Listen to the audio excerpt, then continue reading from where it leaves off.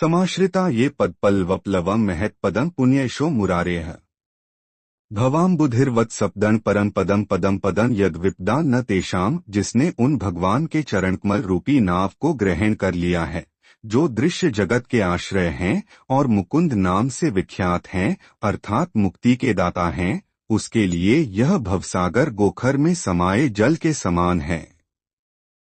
उसका लक्ष्य परम पदम है, अर्थात वह स्थान जहाँ भौतिक कष्ट नहीं है, या कि वैकुंठ है। वह स्थान नहीं जहाँ पद पद पर संकट हो। अज्ञानवश मनुष्य यह नहीं समझ पाता कि यह भौतिक जगत ऐसा दुखमय स्थान है जहाँ पद पद पर संकट हैं।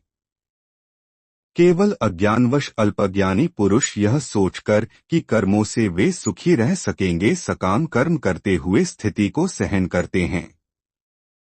उन्हें यह ज्ञात नहीं है कि इस संसार में कहीं भी कोई भी शरीर दुखों से रहित नहीं है।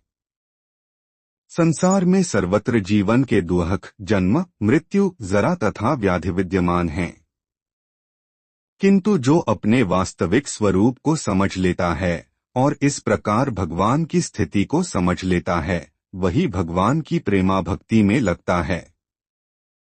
फलस्वरूप वह वैकुंठ लोक जाने का अधिकारी बन जाता है, जहाँ न तो भौतिक कष्टमय जीवन है, न ही काल का प्रभाव तथा मृत्यु है।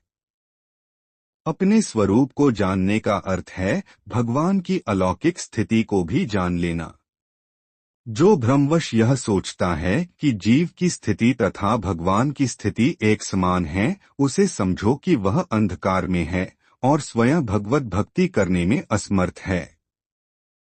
वह अपने आप को प्रभु मान लेता है और इस तरह जन्म मृत्यु की पुनरावृत्ति का पथ चुन लेता है। किंतु जो यह समझते हुए कि उसकी स्थिति सेवक की है, अपने को भगवान की सेवा में लगा देता है, वह तुरंत ही वैकुंठ लोक जाने का अधिकारी बन जाता है। भगवान की सेवा कर्मयोग या बुद्धियोग कहलाती है, जिसे स्पष्ट शब्दों में भगवत भक्ति कहते हैं। यदा ते मोहकलिलं बुद्धिर्व्यतितृष्यति